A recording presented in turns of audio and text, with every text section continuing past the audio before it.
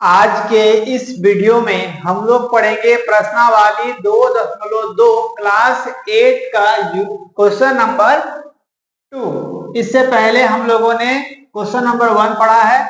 आज हम लोग करेंगे क्वेश्चन नंबर 2। निम्नलिखित संख्याओं के वर्गों के बीच कितनी प्राकृत संख्या है लिखिए, है ना। कि ये जो संख्या है, इन दोनों संख्या के बीच में कितना प्राकृत संख्या है ये हम लोग को निकालना है।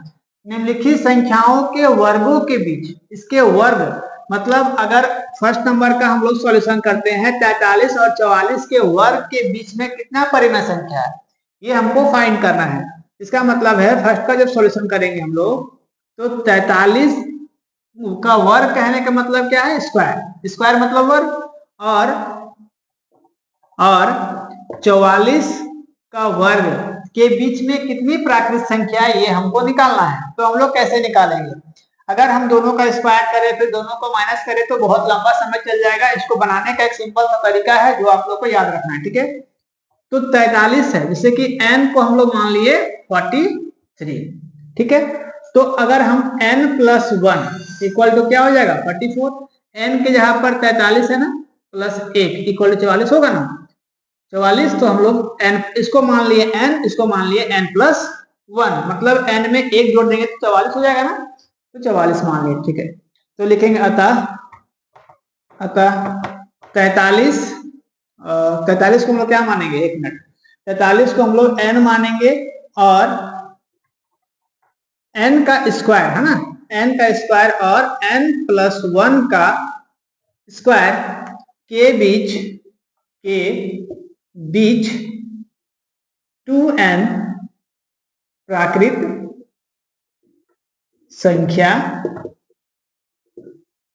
है। ऐसा जब आप लोग बुक में भी पढ़ोगे, जब जो एक्सरसाइज दिया हुआ उससे पहले इस तरह का कुछ फॉर्मूला लिखा हुआ है कि जब दो परिमेय संख्या, दो स्क्वायर के बीच में, दो वर्गों के बीच में परिमेय संख्या निकालना होगा तो उसको हम लोग को क्या लिख करना पड़ेगा, 2n, है ना, 2 × n। तो यहां से अगर n इक्वल टू क्या है, n इक्वल टू है, देखिए n इक्वल टू हम लोग क्या माने हैं 43 ना, तो n इक्वल टू 43 हो गया, है ना। तो यहां से बोला गया है 2n, so therefore 2n equal to 2 × n का वैल्यू क्या है 43, दोनों को इंटू कर देंगे तो कितना हो जाएगा 43 × 2, तो 3 × 6 और 4 × 8 मतलब 86। तो 86 प्राकृत संख्या होगा। दोनों के वर्गों के बीच में कितना प्राकृत संख्या होगा, तो 86 परिमेय संख्या होगा, प्राकृत संख्या होगा, सॉरी, है ना, प्राकृत संख्या होगा। दोनों का जब वर्ग किया जाएगा तो इसके बीच में 86 प्राकृत संख्या आपको देखने को मिलेगा, है ना। तो ये हो गया फर्स्ट नंबर का सॉल्यूशन। सेकेंड नंबर का जब सॉल्यूशन करेंगे तो सेम करेंगे, 14 का स्क्वायर और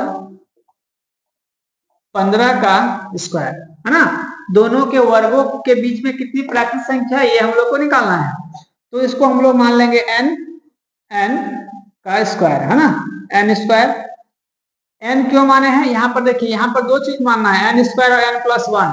तो अगर n में अगर एक जोड़ देंगे तो क्या हो जाएगा, 14 में एक जोड़ देंगे तो 15 होगा ना, इसीलिए हम लोग इसको n + 1 मानेंगे। इसलिए n + 1 होल स्क्वायर के बीच, सब में बनाने का जो तरीका है सेम है, के बीच 2n प्राकृत संख्या है।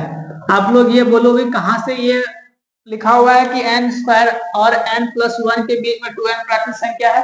तो आपको ध्यान से जरा बुक में देखना है, पेज नंबर 39 में, 39 में यहाँ पर आपको लिखा हुआ है साफ साफ में, अतः n स्क्वायर एवं n + 1 का होल स्क्वायर के बीच 2n संख्या है, 2n संख्या है ना। यहाँ पर भी आप लोगों को ध्यान में देखोगे इस तरह से पीला कलर में आप लोग को नोट करके दिखा गया है ना, तो वहां से भी आप लोग देख सकते हो, ठीक है। अब हम लोग क्या करेंगे कि n इक्वल टू कितना है, n इक्वल टू ये n है ना, तो ये 14 है, 14 है, तो हमको क्या फाइंड करना है, 2n इक्वल टू 2 × n का वैल्यू 14 है, 14 ना 28, आंसर हो गया, है ना। अब इसी तरह से अगर आगे करते हैं, थर्ड नंबर का सॉल्यूशन करते हैं, इसको आप लोग को साथ ही साथ नोट्स बनाते चलना है, तो फिर स्क्रीनशॉट लेकर के रखना है, ठीक है। चलिए, यहाँ पर स्पेस नहीं है इसीलिए आप लोग को थोड़ा सा दिक्कत होगा, इसको हमको रफ करना पड़ेगा, है ना। स्क्रीनशॉट लेकर के रख लोगे। चलिए अब थर्ड नंबर का, अगर हम थर्ड नंबर ना भी बताए तो आप लोग को इतना आसान तरीके से समझाया गया है कि आप लोग थर्ड नंबर को खुद से बना सकते हो, है ना। और 35, 34 और 35 मतलब 34 और 35 के वर्ग के बीच में कितनी प्राकृत संख्या है, ये हम लोग को निकालने के लिए बोला गया है ना। तो हम लोग इसको मानेंगे n स्क्वायर और इसको हम लोग मान लेंगे और n+1 का होल स्क्वायर, है ना। इसको n+1 मानेंगे, इसको n मानेंगे। के बीच सब में सेम लिखना है, के बीच 2n प्राकृत संख्या है, ऐसा हम लोग मान लिए, है ना। तो यहां से n इक्वल टू कितना है, 34, 34 है ना n का, n इक्वल टू 34। तो यहां से हमको निकालना है therefore 2n equal to 2 into n का वैल्यू कितना है 34। तो 34 से हम यहाँ पर लिख देंगे, दोनों को इंटू करेंगे। 34 को अगर हम 2 से इंटू करें, 4 दूना 8 और 3 दूना 6, तो 68 हो जाएगा ना। 68 इसका आंसर होगा।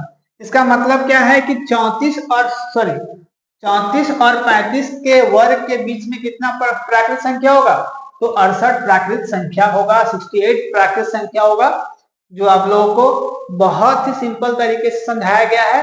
आई होप आप लोगों को समझ में आया होगा। अगर कहीं भी डाउट होता है तो आप लोग मुझे कमेंट कर सकते हो, और इसमें मेरा व्हाट्सएप का नंबर जो है, कॉन्टेक्ट नंबर भी आप लोगों को देखने को डिस्क्रिप्शन में मिल जाएगा। तो कोई भी टॉपिक पर दिक्कत होता है तो वहां भी आप लोग मुझे कमेंट कर सकते हो या फिर कांटेक्ट कर सकते हो। तो आपको उसको प्रॉपर एक सिंपल वे में आप लोग को समझा करके यार आपको वीडियो भेज दिया जाएगा, है ना।